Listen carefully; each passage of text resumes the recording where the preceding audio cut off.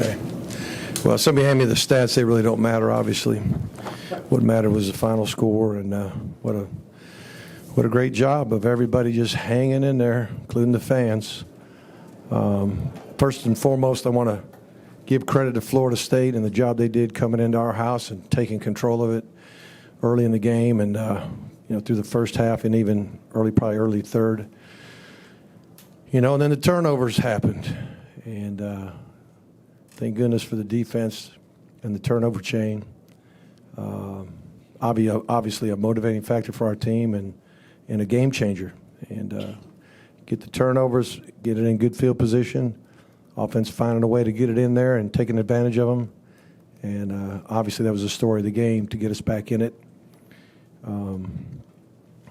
Coach Diaz made a good point at halftime that games of 6, 13, and 20 are kind of dangerous numbers, because if it was 13 at halftime, two scores and you're behind by one. And so we kind of hung on to that, knowing that if we could get just one on the board and make it within one score, it would change the game. And then, of course, they returned a kick or whatever the heck they did for a touchdown and returned a punt.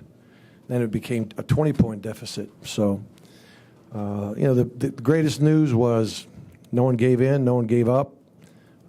Guys, again, made the plays when they had to offensively. We surely could have thrown it better. We surely could have caught it better. But we threw and caught enough, and we certainly could have protected better. 99, for them, that dude is great. What's his name? Burns? He's a baller. Got a lot of respect for him. I hope his eligibility's up. We didn't do a good enough job of getting a game plan for him. We had the game plan. I just didn't call it soon enough to give those tackles some help, because it was just tough sledding for any tackle in America probably against that kid. So later in the game we did a little bit better job of that, trying to get a little help. But overall, guys played hard. Guys ran the ball hard. I think everybody fought their tails off, and no one ever lost heart. They might have. There's no doubt they created doubt in everybody's mind, and I'm talking about Florida State created doubt in our minds as the game was going, but nobody gave in, and then it just took a spark, and that spark, turned into a flame, and before you knew it, we were back in the lead and found a way to finish the game on offense too, which was nice. So with that, I'll open it up. Mark, what's going through your mind at 27-7? Well, the big thing is, what can I call that will allow us to gain yards running the ball, or even more so passing the ball?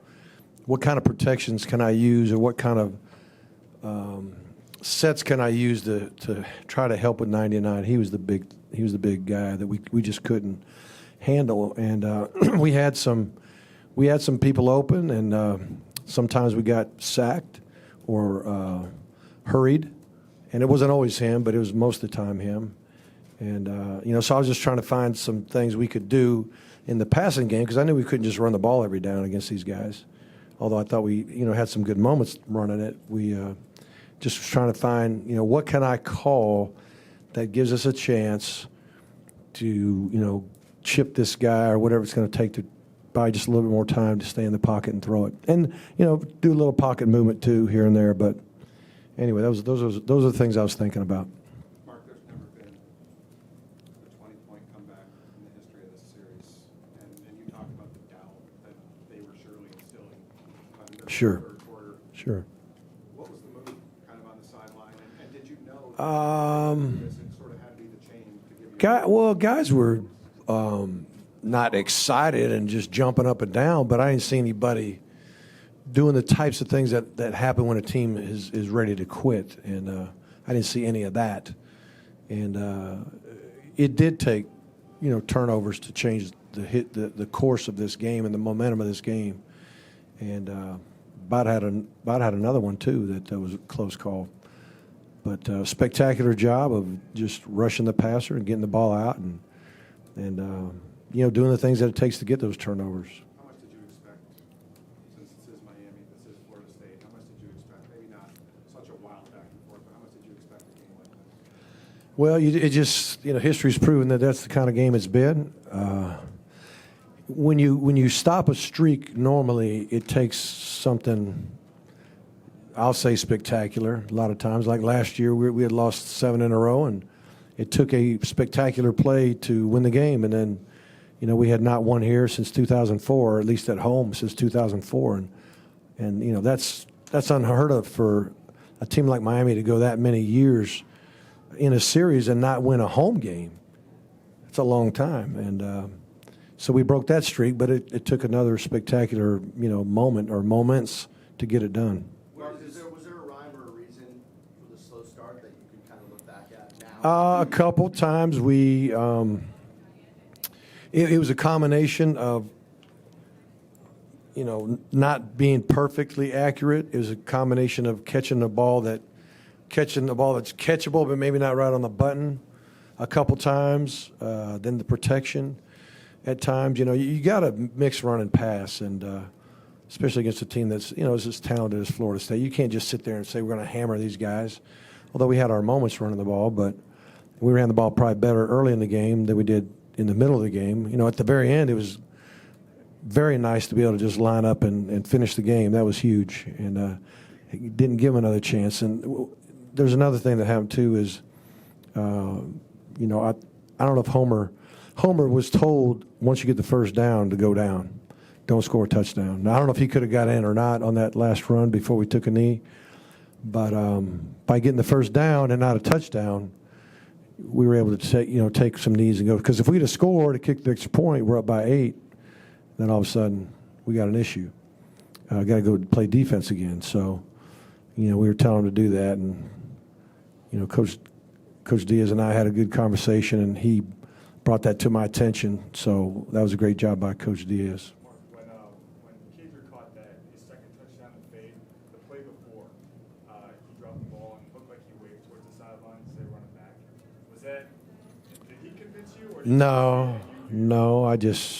It's the best play in football if you got a guy 6'5" and got a guy who can put it in play. If they play man coverage, my biggest concern was, are they going to lock up and play man coverage again and press?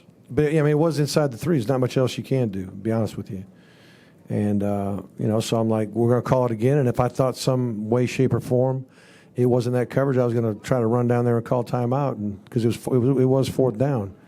And you don't want to, take a shot that has no chance. But it was, we should be really good at that. We got guys that are 6'5". And the Joker's probably 6'6". Got Mallory. We got 81 Langham. Got obviously Cager. We got some big dudes that are athletic that could go up and get it. If we just run the route right and put the ball in the right spot, there's no defense for it. If they're playing inside leverage man, which most people do. Now, early in the game, we won on a slant. We ran an inside cut. We haven't run a lot of inside cuts. So when we scored that first touchdown on the slant route, then it makes you – I think the thing a defensive backfield coach hates the most is getting beat on a slant in the red zone, in the goal line area. So that might have been part of the reason why we got that inside leverage defense, that tight press coverage. In your 3rd year at Miami, where does this win rank for you? Well, I was talking to the players after the game, and I said, man, I'm trying to think of one game in particular that I felt better after the game. No, this was a better feeling. Yeah, this is a better feeling. But even my whole coaching career, there were some unbelievable moments at Georgia that were big, but I'd say he was at least tied for first as far as feeling awesome after a game, especially coming back from the dead. So it was pretty special, and you love these guys, man. These guys, they really are great people. They're great kids. They are fighting like mad to do it exactly the way Coach asks, and they're special guys, and there's a special bond between the coaches and the players, and that's part of the reason why things didn't fall apart. I mean, if we weren't strong from a unity standpoint, we wouldn't have made it through what was happening. But everybody kept battling and trusting and encouraging. That's the main. I think the biggest word on the sideline when you're asking what was going on, there's more encouragement than anything else, which I was really proud of coaches and players. It was like 4 hours ago already. I didn't see it. I didn't see it. I don't want to get into all that. I didn't see what happened. I know this: when our team ran over there, I don't want us to do that. Obviously, every single player on the team got unsportsmanlike conduct, and if they had got one more, they're out. So we can't have that happen. And I did see what happened. I don't know. I know that they're highly charged. There was a little bit of something going on right before, during pregame warm-up. We try to finish with the punt, which is midfield, but we do extra point field goal first.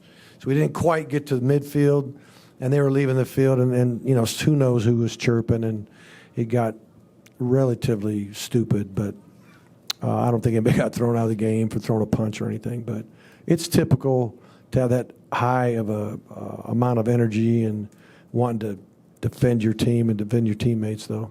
But we can't leave the bench. Were you surprised by a point where you were thinking about resting Nkosi for a series? Yeah, it crossed my mind. It did. But, I just felt like I was going to hang in there and see if we can fight our way out of it. And defense obviously helped that cause.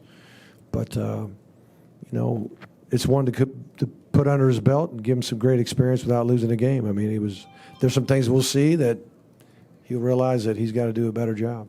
Jeff looked like he was limping pretty badly after that play? I'm sorry? Jeff looked like he was limping pretty badly. Yeah. Were you surprised he was able to come back? We were. We didn't know if he'd be back. We were hoping that, that if he got hurt, it was nothing that would keep him out for the rest of the season. But he did look pretty banged up. And I kept asking, is he in? Is he out? Is he in? Is he out? Because when he's in, it's a different ball game than when he's out. But, the first, inside fade to him, that was a touchdown. We had the matchup that we had against Brevin. Brevin had the matchup against number 28. And, when you get a tight end like Brevin on a linebacker, you like that matchup if it's man-to-man, one high safety. And I thought he was going to throw it to Brevin the first time, but I asked Kosi, I said, why didn't you throw it to him? He said, Coach, I thought the safety was closer to Brevin than he was Jeff. So I threw it to Jeff. And that's exactly what he's supposed to do. But and then the next time around, he was more midfield, and then Kosi did a good job of looking it off to the right, trying to keep that safety moving a little bit to his right. So when he threw it back to Brevin, we felt like this. The safety's the only guy who could stop that play in that coverage, and so he did a good job of looking him off and then laying it in there. Of course, he was so open; it was hard to miss him. But we've seen those balls get missed before. Okay, thank you so much.